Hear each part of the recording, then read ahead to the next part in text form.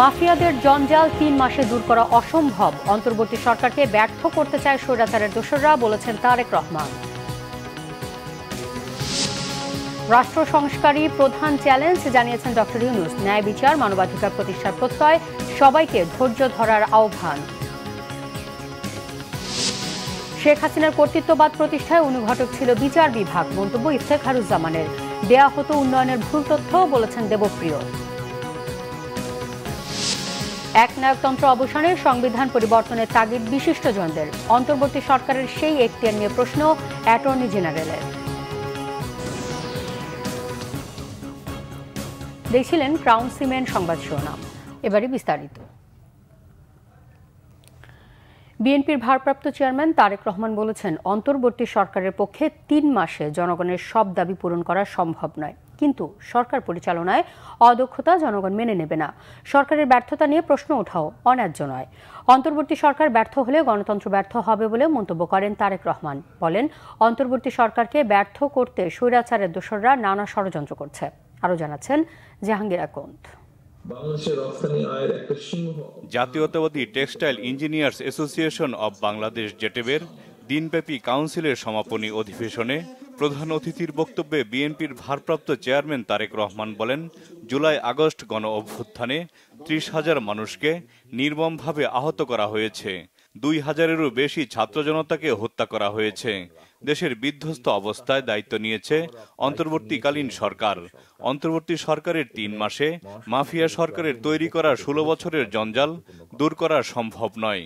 Mafia সরকার প্রায় ১৫ বছরের তাদের তৈরি করা যে জঞ্জাল ৩ মাসে দূর করা সম্ভব নয়। তবে ৩ মাস পর তাদের সফলতা কিংবা ব্যর্থতা নিয়ে জনমনে প্রশ্ন ওঠা অন্যায্য কিংবা অস্বাভাবিকও নয়।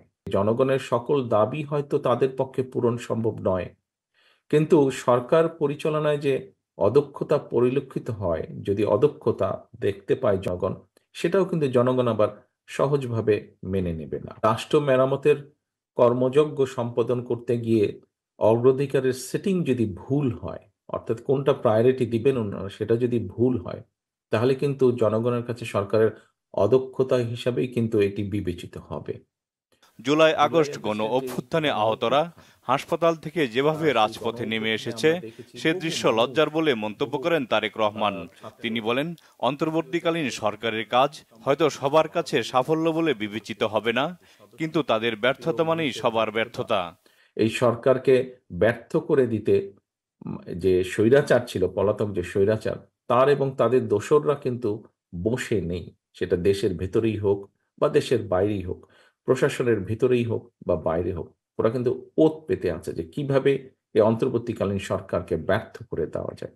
এদেরকে যদি ব্যর্থ করে দেওয়া যায়, তাহলে গণতন্ত্রকে ব্যর্থ করে দেওয়া যাবে। এইরকম একটা পরিস্থিতিতে অন্তর্বর্তীকালীন সরকারের কিছু কিছু সিদ্ধান্ত মনে হয় তারা জনগণের যে আকাঙ্ক্ষা, সেটার প্রতি ভ্রুক্ষেপ করতে বোধহয় চাইছে না, বরং তারা যেটা ভালো মনে করছে সেটাই তারা হয়তো চাপিয়ে দিতে চাইছে।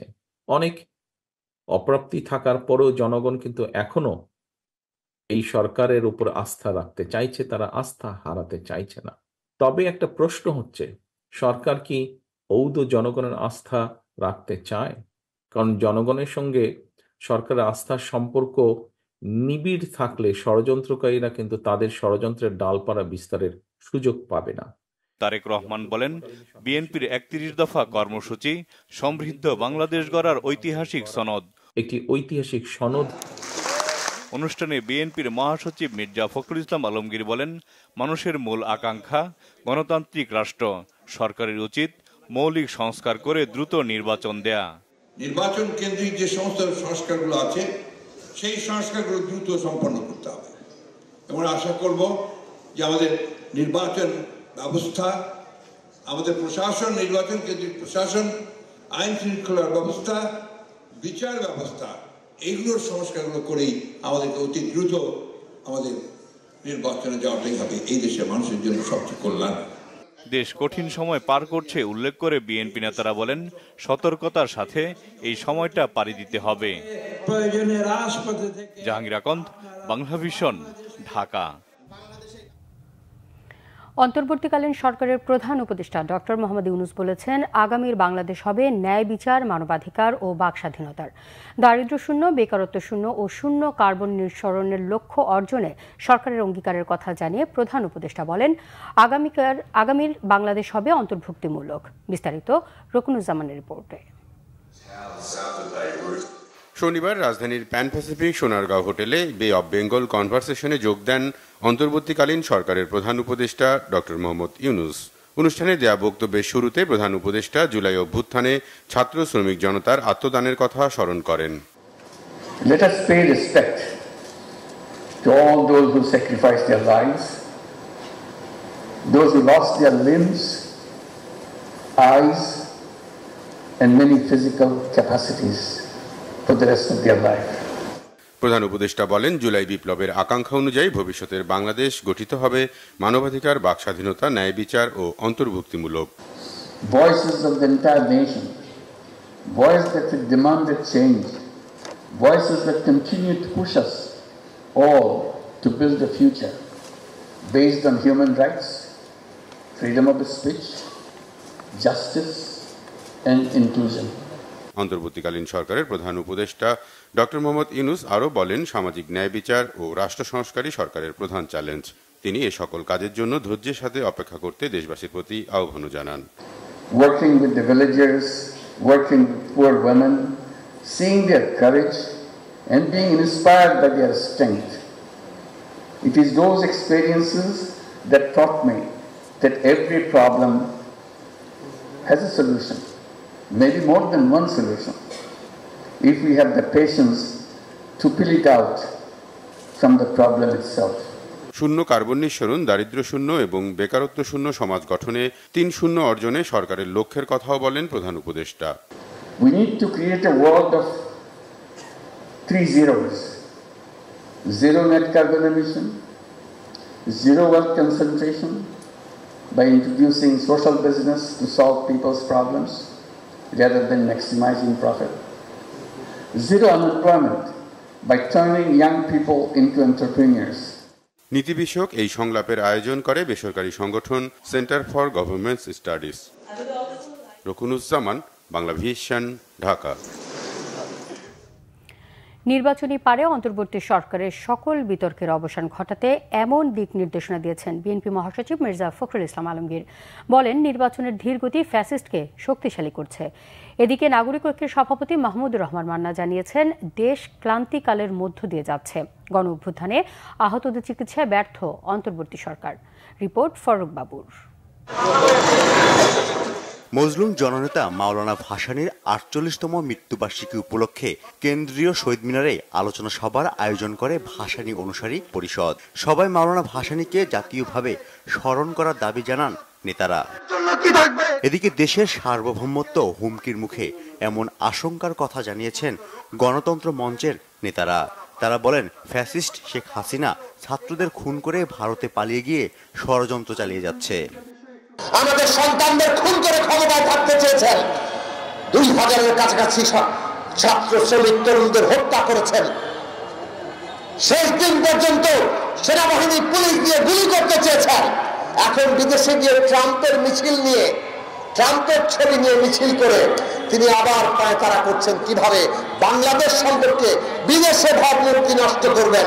স্বাধীন সার্বভৌম জাতিরাষ্ট্র হিসাবে বাংলাদেশকে যদি মাজার সিধা করে দাঁড়াতে হয়, তাহলে বাংলাদেশকে ভারতীয় আধিপত্যবাদের বিরোধিতা করতে হবে।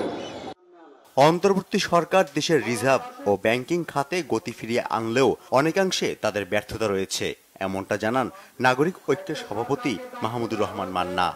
এত বড় মহান মুক্তিযুদ্ধের পরে কত মুক্তিযোদ্ধাকে আমরা বিদেশ পাঠিয়েছি, চিকিৎসা করেছি, তাদের জীবন বেঁচেছে, কিন্তু এই সরকার এইভাবে আমাদের চোখের সামনে লড়তে লড়তে ধুঁকতে ধুঁকতে একজন বীর সেনানী মারা গেছে, তার চিকিৎসার ব্যবস্থা করতে পারেনি। এদিকে বিএনপি মহাসচিব মির্জা ফখরুল ইসলাম আলমগীর বলেন, রাজনৈতিক দল ক্ষমতায় না আসলে ফ্যাসিবাদের দোসরদের বিতাড়িত করা সম্ভব হবে না। অনেকে বলছেন যে বিরোধীরা নির্বাচন করছে, রাজনীতিকরা নির্বাচন করছে। আমরা আমাদের অভিজ্ঞতা থেকে নির্বাচনের কথা বলছি। কারণ একটি আবার সুষ্ঠু নির্বাচনের বাদে একমাত্র বাংলাদেশকে একটা রাজনৈতিক স্থিতিশীলতা দিতে অল্প সময় যৌক্তিক সংস্কারের মধ্যে অন্তর্বর্তী সরকার নির্বাচনের ব্যবস্থা করবে প্রত্যাশা মির্জা ফখরুলের। ফররুখ বাবু, বাংলা ভিশন, ঢাকা। টিআইবির নির্বাহী পরিচালক ডক্টর ইফতেখারুজ্জামান বলেছেন, শেখ হাসিনার কর্তৃত্ববাদ প্রতিষ্ঠায় বিচার বিভাগ অনুঘটক হিসেবে কাজ করেছে। এছাড়া গণমাধ্যমের একটি অংশ শেখ হাসিনার কর্তৃত্ববাদী শাসন প্রতিষ্ঠায় ভূমিকা রেখেছিল বলে মন্তব্য করেন তিনি। রাজধানীর মাইডাস সেন্টারে আইন বিষয়ে অনুসন্ধানী সাংবাদিকতা বিষয়ে প্রশিক্ষণ কর্মশালার উদ্বোধনকালে তিনি এই মন্তব্য করেন। ডক্টর ইফতেখারুজ্জামান বলেন, বিচার বিভাগ ও গণমাধ্যমের স্বাধীনতা অঙ্গাঙ্গিভাবে জড়িত। বিচার বিভাগের সুফল পেতে হলে রাজনৈতিক সংস্কার করতে হবে। অনুষ্ঠানে সাংবাদিকদের বিরুদ্ধে আদালত অবমাননার মামলার আইনি লড়াইয়ে পাশে থাকার ঘোষণা দেন অতিরিক্ত অ্যাটর্নি জেনারেল অনিক হক। অর্থ উপদেষ্টা ডক্টর সালেউদ্দিন আহমেদ বলেছেন, আর্থিক খাতে এতটা ক্ষত তৈরি করা হয়েছে তা বাইরে থেকে বোঝার মতো না। এত অনিয়ম কম দেশেই হয়। ব্যাংকগুলোকে দেওয়া হয়েছে নিঃস্ব করে। সিপিডির সম্মানীয় ফেলো ডক্টর দেবপ্রিয় ভট্টাচার্য বলেন, উন্নয়নের বয়ান শোনানো হয়েছে। প্রবৃদ্ধি অর্জনের ভুল তথ্য দিত আওয়ামী লীগ সরকার। তথ্য উপাত্ত করা হয়েছিল রাজনীতিকরণ। গোলাম মইনুল হাসানের রিপোর্ট। শনিবার রাজধানীতে ব্র্যাক ইউনিভার্সিটিতে financial and economic reforms in Bangladesh শীর্ষক সংলাপের আয়োজন করা হয়। অনুষ্ঠানের প্রধান অতিথির বক্তব্যে অর্থ উপদেষ্টা ডক্টর সালেউদ্দিন আহমেদ দেশের অর্থনৈতিক অবস্থা তুলে ধরেন। বলেন, বেশিরভাগ প্রতিষ্ঠানকে ধ্বংসের দ্বারপ্রান্তে নিয়ে যাওয়া হয়েছিল। ফাইন্যান্সিয়াল সেক্টরে এত বড় একটা গভীর ক্ষত প্রকাশিত হয়েছে যেটা আপনার বাড়িতে কল্পনা করতে পারবেন। এবং বাংলাদেশ ব্যাংকের গভর্নর যিনি আছেন, আমার মনে হয় আমি পৃথিবীর কোনো দেশে দেখি নাই 25 বছরে, কিন্তু বহু দেশ গিয়েছে এইরকম ফাইন্যান্সিয়াল সেক্টর এত অনিয়ম, এত বিশৃঙ্খলা, এত করাপশন কোথাও দেখি। এখন সেখানে থেকে আমাদের বেরিয়ে আসে। আদানির সাথে আওয়ামী লীগ সরকারে করা চুক্তি নিয়েও কথা বলেন অর্থ উপদেষ্টা। অনেক প্রজেক্ট নেওয়া হয়েছে, রেট অফ ইন্টারেস্ট হাই। এই যে আদানির ব্যাপারে তো কোনো করই দেওয়া হয় নাই, কত 4,000 না 5,000 কোটি টাকার মতো। এইটা একটা কোনো ডিল হলো, আপনি ট্যাক্স দেবেন, ভ্যাট দেবেন, আর একজন 1,000 কোটি টাকার প্রজেক্ট ট্যাক্স দেবেন। সিপিডির সম্মানীয় ফেলো ডক্টর দেবপ্রিয় ভট্টাচার্য বলেন, উন্নয়নের মিথ্যা বয়ান শোনানো হয়েছে। Growth figure was a false figure. যে প্রবৃদ্ধির যে তথ্য আমাদের দেওয়া হয়েছিল, সেই প্রবৃদ্ধির যে উপাত্ত দেওয়া হয়েছিল, এইটার ভিতরে মারাত্মক ধরনের সমস্যা ছিল। তথ্য উপাত্তের রাজনৈতিকীকরণ করা হয়েছিল। আগের গভর্নর অর্থনীতি 12টা বাজিয়ে দিয়ে গেছে বলে মন্তব্য করেন তিনি। বাংলাদেশ ব্যাংকের আই ডোন্ট নো, ভদ্রলোক বলবো কিনা জানি না, উনি এখন কোথায় আছেন, কিন্তু যা করার উনি তো করে 12টা বাজিয়ে দিয়ে গেছেন। Sorry for the abusive language. দিনের বেলা বলেছি IMF করছি, রাত্রের বেলা টাকা ছাপিয়েছি। আমি একদিকে বলেছি যে রুলস করছি, অন্যদিকে আমি এক্সাম্পশন দিয়েছি বিভিন্ন কোম্পানিকে। একদিকে আমি বলছি যে রিজার্ভ ঠিক আছে, অন্যদিকে আসলে রিজার্ভের ওই টাকা নাই, হিসাবে গন্ডগোল। So first and foremost issue, আমি যে বললাম না, সরকারের বিভিন্ন একটা রাষ্ট্রের বিভিন্ন যন্ত্র যদি বিকল হয়ে যায় তাহলে এজেন্সি প্রবলেম হবে না তো কি হবে? গত 15 বছর দেদারসে অর্থ পাচার হয়েছে। পাচারের সে পথ বন্ধ করা হয়েছে জানান অর্থ উপদেষ্টা। গোলাম মইনুল হাসান, বাংলা ভিশন, ঢাকা। পঞ্চদশ সংশোধনীর মাধ্যমে সংবিধানকে কলুষিত করা হয়েছে বলে মনে করেন বিশিষ্টজনেরা। তারা মনে করেন, একনায়কতন্ত্র থেকে বেরিয়ে আসতে হলে এই সংবিধানে কিছু পরিবর্তন প্রয়োজন। আর রাজনৈতিক ঐকমত্য ছাড়া সংশোধন কতটা করা যাবে তা নিয়েও সন্দিহান তারা। তবে অ্যাটর্নি জেনারেলের মতে এই সরকার সংবিধান সংশোধন করতে পারবে কিনা তাও ভেবে দেখা দরকার। তার মতে শুধুমাত্র ভোটাধিকার ঠিক রাখা গেলেও অনেক সমস্যার সমাধান সম্ভব। আহমেদ সরোয়ারের রিপোর্টে দেখুন বিস্তারিত। ওনারা অপেক্ষা করেছেন নির্বাচিত ছাত্র জনতার গণ অভ্যুত্থানে শেখ হাসিনার সরকারের পতনের পর সংবিধান নিয়ে বিভিন্ন মহলে শুরু হয় নানা আলোচনা সমালোচনা। কথা উঠেছে সংবিধান সংশোধনেরও। এমন বাস্তবতায় শনিবার দুপুরে জাতীয় প্রেস ক্লাবে কেমন সংবিধান চাই এ বিষয়ে সেমিনারের আয়োজন করে ল রিপোর্টার্স ফোরাম। এতে সংগঠনের সাবেক সভাপতি এবং দৈনিক ইত্তেফাকের নির্বাহী সম্পাদক সালিউদ্দিন সংবিধানের খসড়া প্রস্তাব উপস্থাপন করেন, যাতে সরকার ব্যবস্থাপনা, বিচার বিভাগ, আইনসভা, নির্বাচন ব্যবস্থা ও স্থানীয় সরকার সহ বিভিন্ন বিষয়ে ব্যাপক সংশোধনের প্রস্তাব করেন তিনি। বাংলাদেশে দ্বিকক্ষ বিশিষ্ট একটি আইনসভা থাকিবে, যাহার উচ্চকক্ষ জাতীয় পরিষদ, যাহা আমি আগে বলিয়াছিলাম, ও নিম্ন কক্ষ জাতীয় সংসদ নামে পরিচিত হইবে। জাতীয় পরিষদ রাষ্ট্রের সর্বোচ্চ নীতি নির্ধারণী ও আইন প্রণয়ন সভা। এই সংবিধানের বিধানাবলী সাপেক্ষে প্রজাতন্ত্রের আইন প্রণয়নের সমস্ত ক্ষমতা জাতীয় পরিষদের হাতে থাকিবে। বাংলাদেশের বর্তমান রাজনৈতিক ব্যবস্থা যে দল ক্ষমতা থাকে, আইনের শাসন, বিচার শাসন বিভাগের সেই সকল একচ্ছত্র নিয়ন্ত্রণ থাকে। বিশেষ করে দলীয় সিদ্ধান্ত ক্যাবিনেটের সিদ্ধান্তে পরিণত হয়। আইনসভার নামে মাত্র অনুমোদন করে। দ্বিকক্ষ বিশিষ্ট আইনসভায় উভকক্ষ এক দলের নিয়ন্ত্রণে থাকার সম্ভাবনা কম থাকে। আলোচনায় অনেকেই প্রশ্ন তোলেন সংবিধান সংশোধনের উদ্যোগ নিয়েই, আবার অনেকে প্রশ্ন তোলেন এত পরিবর্তনের আদৌ প্রয়োজন আছে কিনা। উচ্চকক্ষ নিম্নকক্ষ কনস্টিটিউশনে থাকবে কিনা, পার্লামেন্টারি ব্যালেন্স, যে একটা কনসেপ্ট তিনি রেজ করেছেন, আমি অপোজ করছি এটা। এই জন্য এইভাবে অপোজ করছি, যদি এইভাবে রিপ্রেজেন্টেটিভ ক্যাপাসিটিতে পার্লামেন্ট গঠিত হয়, তাহলে পলিটিক্যাল পার্টির কম্পিটিটিভনেসকে নষ্ট হয়ে যাবে। ডেমোক্রেসির মূল কথা কি? মাল্টি পার্টি ডেমোক্রেসি হবে, কম্পিটিশন থাকবে, আমি আমার কথা বলবো, আপনি আপনার কথা বলবেন। পিপল যে অ্যাকসেপ্ট করবে এটা উইল বি অ্যাকসেপ্টেড, পিপল যেটা অ্যাকসেপ্ট করবে না it will not be accepted. এখান থেকে নাও, ওখান থেকে নাও, ওখান থেকে নাও, আর কম্পিটিশন থাকবে না। There should be competition. এবং ডেমোক্রেসিতে যদি কম্পিটিশন না থাকে তাহলে অথরিটারিয়ানিজম হবে, কর্তৃত্ববাদ প্রতিষ্ঠা হবে। ফ্রি অ্যান্ড ফেয়ার ইলেকশনস যে সবসময় ভালো ফলাফল আনবে তা না, but as long as we can ensure A series of elections which are freely and fairly held, 2টা 3টা 4টা সাইকেল অফ ইলেকশন হলে পরে আমার ধারণা আমাদের দেশে রাজনৈতিক কৃষ্টিগত যে পরিবর্তনটা আমরা দেখতে চাই সেই পরিবর্তনটা আসবে। সেটা আপনি সংবিধান পরিবর্তন করে কতখানি আরোপণের মাধ্যমে আনতে পারবেন সে ব্যাপারে আমার যথেষ্ট সন্দেহ আছে। তো আমাদের এখানে তর্কটা শুরু হয় হচ্ছে আসলে সংবিধানে বিসমিল্লাহ থাকবে কি থাকবে না, আমরা কি সেকুলার না নন সেকুলার, আমরা বাংলাদেশি না বাঙালি। কমন মিনিমামের ভিত্তিতে সারা জাতিকে যেই জায়গায় আসলে ঐক্যবদ্ধ করা সম্ভব, অন্তত ততটুকু পরিবর্তনের জন্য আমাদের জাতিকে যদি ঐক্যবদ্ধ করতে পারি, তাহলে যারা জীবন দিয়েছে তাদের এই জীবনদান কাজে লাগতে পারে এবং আমরা একটা প্রপার ডিরেকশনের দিকে হাঁটতে শুরু করতে পারি। বিশিষ্টজনদের মতে সংবিধান শুধু আইনজ্ঞদের বিষয় নয়, জনগণেরও এতে ভূমিকা আছে। তারা বলেন সংবিধানটাকে নষ্ট করা হয়েছে কাটাছেঁড়া করে। সংবিধানটাকে নষ্ট করা হয়েছে অনেকগুলো সংশোধনের মাধ্যমে নষ্ট করা হয়েছে। সবচেয়ে বেশি নষ্ট করেছে বোধহয় পঞ্চদশ সংশোধনী। আপনারা জানেন যে পঞ্চদশ সংশোধনীর মাধ্যমে সংবিধানের 1/3কে পরিবর্তন করা হয়েছে, 1/3 বেশি, এবং এগুলোকে সেই 7খ মাধ্যমে পরিবর্তনযোগ্য নয় এরকম করা হয়েছে। তো এটা সম্পূর্ণ অসাংবিধানিক এবং একই সাথে ওই এক সংসদ আরেক সংসদের হাত পা বেঁধে দেওয়া কোনোভাবেই গ্রহণযোগ্য নয়। কাটাছেঁড়া হয়েছে 17 বার, যে যার মতো সুবিধা পেয়েছে সেটা কাটাছেঁড়া করেছে এবং পঞ্চদশ সংশোধনীতে এসে এটাকে পঞ্চদশ সংশোধনীর এসে এটাকে একেবারে সর্বনাশ করেছে, এটা সত্যি। কিন্তু স্বৈরাচার বা স্বৈরাচার বৃত্তি সংবিধান করে না, এটা মানুষের মানসিকতা। আমাদের দেশের প্রত্যেকটা সরকার যখন আসে ক্ষমতাকে দীর্ঘতর করার জন্য তারা প্রায় সবাই চেষ্টা করে গেছে।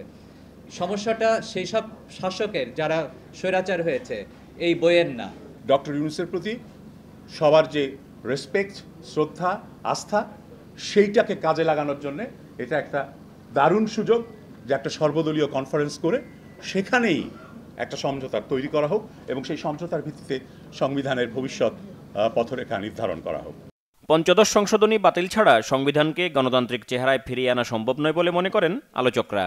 আমাদের অনেক দিনকার অনেকের কিন্তু আলোচনা আছে যে সংবিধানের শুধু সংশোধনী না, ইভেন 72-এর সংবিধানের বিভিন্ন ধারা নিয়ে নতুন করে চিন্তা করার প্রয়োজন আছে। 50 বছর অতিবাহিত হয়েছে, নতুন প্রেক্ষাপটে নতুন পৃথিবীতে আমরা বাস করি, অনেক কিছু পরিবর্তিত, অবশ্যই আমরা বিবেচনা করতে পারি, সুপারিশ রাখতে পারি। যতক্ষণ না আরেকটা সংবিধান হবে, আমাদের এই যে কাজগুলি এগুলি তারা ওই সংসদে রেটিফাই করবে। এটি আমাদের ঐতিহ্য এবং আমরা 11 এবং 12 যে অ্যামেন্ডমেন্ট করলাম এইগুলি আগে আমরা কিছু ইরেগুলারি করলাম, তারপরে এটাকে রেগুলারাইজ হইল ইলেকটেড পার্লামেন্টের দ্বারা। কামাল সাহেব যথার্থই বলছেন যে unless there is a political settlement between the parties, তাহলে এগুলি আসলে কাগজি বুলি থাকবে, কোনো কাজ হবে না। আমরা এখন পর্যন্ত এক্সিস্টিং সাংবিধানিক কাঠামোর মধ্যেই আছি বলে মনে হয়। সেই কারণে আর্টিকেল 93 দিকে যদি একটু তাকান, তাহলে এই প্রস্তাবনাগুলো এই সরকারের জায়গা থেকে সংবিধান সংশোধনের কোনো উদ্যোগ বা প্রস্তাবনা নিতে পারবেন কিনা সেই জায়গাটা আপনাদের ভেবে দেখা দরকার। 93-তে অর্ডিন্যান্স আকারে আপনি সব কিছু করতে পারবেন, শুধু সংবিধান সংশোধন ছাড়া। ফলে এই জায়গাটা আপনাদের ভেবে দেখতে হবে যে এই প্রস্তাবনা, এই সংশোধনীটা আপনারা সংস্কার কমিশনের সামনে দেবেন এবং সেই কমিশন কিভাবে কোন প্রক্রিয়া এটা আনতে পারে। কারণ আমার পার্লামেন্ট নাই এখন, আমার গণভোটের বিধান এখন নাই, গণভোট দিলে কিভাবে দেওয়া হবে, এই সব প্রশ্নগুলো এখানে যৌক্তিকভাবে আইনগতভাবে আসবে। আপনারা এই সংবিধানের মাধ্যমে, সংস্কারের মাধ্যমে একটা জায়গা আপনারা নিশ্চিত করেন, 5 বছর পর পর জনগণ তার স্বাধীন সার্বভৌম ক্ষমতা যাতে প্রয়োগ করতে পারে।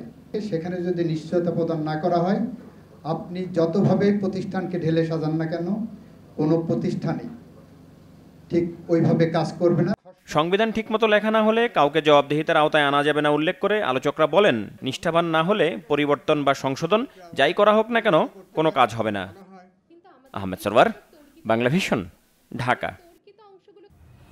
বর্তমান পদ্ধতির ইভিএম এ আস্থা নেই নির্বাচন সংস্কার কমিশনের। এটি ব্যয়বহুল ও ত্রুটিযুক্ত বলে মনে করে কমিশন। এমনটি জানিয়েছে নির্বাচন সংস্কার কমিশনের প্রধান ডক্টর বদুল আলম মজুমদার। বিকেলে নির্বাচন কমিশন ভবনে সাংবাদিকদের সাথে আলাপকালে এই কথা বলেন তিনি। বলেন, ইভিএম ব্যবহারে রাজনৈতিক দলগুলোর ঐক্য থাকতে হবে। গোয়েন্দা সংস্থা সহ আইনশৃঙ্খলা বাহিনীর যেসব সংস্থা সাংবাদিকদের নজরদারি করে সুষ্ঠু নির্বাচনে বাধা দিয়েছে তাদের বিচার করে শাস্তির আওতায় আনা জরুরি বলে মনে করেন সংস্কার কমিশনের প্রধান। সাংবাদিকদের এক প্রশ্নের জবাবে বদুল আলম মজুমদার বলেন, রাজনীতি এখন জনকল্যাণমুখী হয় না, এটি ব্যবসায় পরিণত হয়েছে। সভায় সংস্কার কমিশনের সদস্য ডক্টর তোফাল আহমেদ বলেন, স্থানীয় নির্বাচন দলীয় প্রতীকে না হওয়া উচিত। স্বচ্ছতা নিশ্চিত করতেই জুলাই অভ্যুত্থানের শহীদদের চূড়ান্ত তালিকা করতে কিছুটা সময় লাগছে বলে জানিয়েছেন যুব ও ক্রীড়া উপদেষ্টা আসিফ মাহমুদ সজীব ভুঁইয়া। শারীরিক প্রতিবন্ধীদের জন্য শহীদ ফারহান ফাইয়াজ খেলার মাঠ উদ্বোধন করে তিনি একথা জানান। আসিফ মাহমুদ সজীব ভুঁইয়া বলেন, ভুয়া মুক্তিযোদ্ধার মতো অভিযোগ যেন শুনতে না হয়, এজন্যই তালিকা করতে কিছুটা সময় নেওয়া হচ্ছে। 127টি গণকবরের যে তথ্য বৈষম্য বিরোধী ছাত্র আন্দোলন দিয়েছে তা খতিয়ে দেখা হচ্ছে বলেও জানান তিনি। যুব ও ক্রীড়া উপদেষ্টা বলেন, রাজধানীর সব মাঠ পুনরুদ্ধার করা হবে, পর্যাপ্ত খেলার মাঠ নিশ্চিত করা হবে। 55টি ফেডারেশনকে এক জায়গায় আনতে স্পোর্টস ভিলেজ করার পরিকল্পনার কথাও জানান উপদেষ্টা। কোনো ক্রীড়া সংগঠনে যেন সিন্ডিকেট গড়ে উঠতে না পারে সে ব্যাপারে হুঁশিয়ারিও উচ্চারণ করেন আসিফ মাহমুদ। শনাক্তকরণ এবং এই প্রক্রিয়াটা যদি যথাযথ না হয় এখানে, তাহলে এটা নিয়ে একটা প্রশ্ন থেকে যেতে পারে। যেমন মুক্তিযোদ্ধাদের ব্যাপারেও ভুয়া মুক্তিযোদ্ধার প্রশ্নটা এখনও আমাদেরকে ফেস করতে হয় আজকে 54 বছর পরে এসেও। সেটা যাতে কোনোভাবে না থাকে সেজন্য আমাদের একটু সময় লাগছে, কিন্তু অতি দ্রুতই এই চূড়ান্ত তালিকাটা প্রকাশ করা হবে। কিন্তু তালিকা কিন্তু অলরেডি একটা তালিকা আছে, যে যতটুকু পর্যন্ত আমাদের ভেরিফিকেশন হয়ে গেছে সেই তালিকাটা কিন্তু আছে, এবং যাদেরকে ভেরিফাই করা হচ্ছে নতুন করে সেটাও তালিকাতে অন্তর্ভুক্তির মাধ্যমে একটা পূর্ণাঙ্গ তালিকা প্রকাশ করা হবে। ডাকাতি এবং মুক্তিপণের উদ্দেশ্যে আজিমপুরে শিশুকে অপহরণ করে অপরাধী চক্র। তবে শেষ রক্ষা হয়নি। মুক্তিপণ চাওয়ার আগেই ফাতেমা আক্তার শাপলাকে মোহাম্মদপুর থেকে গ্রেফতার করে র্যাব। 8 মাস বয়সী শিশুটিকে উদ্ধারের পর তুলে দেওয়া হয়েছে পরিবারের কাছে। শুক্রবার সকালে আজিমপুর মেডিকেল স্টাফ কোয়ার্টারে ফারজানার নামের এক নারীর বাসায় ডাকাতি করতে গিয়ে 8 মাসের শিশুকেও নিয়ে যায় দুর্বৃত্তরা। ঘটনার পর আইনশৃঙ্খলা বাহিনীর একাধিক টিম তদন্তে নামে। শুক্রবার রাতেই রাজধানী মোহাম্মদপুর থেকে উদ্ধার করা হয় শিশুটিকে। ডাকাতির সাথে জড়িত কাউকে আটক করা না গেলেও শাপলাকে গ্রেফতার করা হয়। এক প্রশ্নের জবাবে র্যাব আইন ও গণমাধ্যম শাখার পরিচালক মুনিম ফেরদৌস সংবাদ সম্মেলনে দাবি করেন, বগুড়ায় মাকে হত্যার ঘটনায় ছেলেকে হত্যাকারী হিসেবে মিডিয়ার সামনে উপস্থাপন করার বিষয়ে র্যাবের কোনো সদস্যের গাফিলতি থাকলে তাও তদন্ত করা হবে। সংবাদ শেষ করব ক্রাউন সিমেন্ট শিরোনামগুলো আরেকবার জানিয়ে। মাফিয়াদের জঞ্জাল 3 মাসে দূর করা অসম্ভব, অন্তর্বর্তী সরকারকে ব্যর্থ করতে চায় স্বৈরাচারের দোসররা, বলেছেন তারেক রহমান।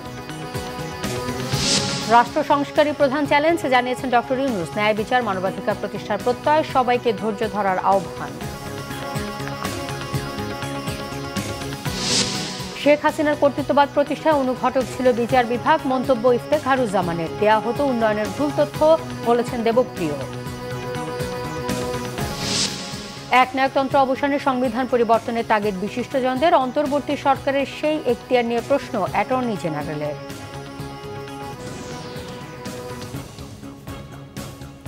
এই ছিল এখনকার মতো। পরের সংবাদ রাত 10:30। এর আগে 9টায় রয়েছে নিউজ 20, দেখার আমন্ত্রণ রইল। এছাড়া বাংলা ভিশন সংবাদ ও সংবাদ সংশ্লিষ্ট অনুষ্ঠান দেখতে ভিজিট করুন www.bvnews24.com ও facebook.com/banglavisionnews এবং সাবস্ক্রাইব করুন youtube.com/banglavisionnews। ধন্যবাদ।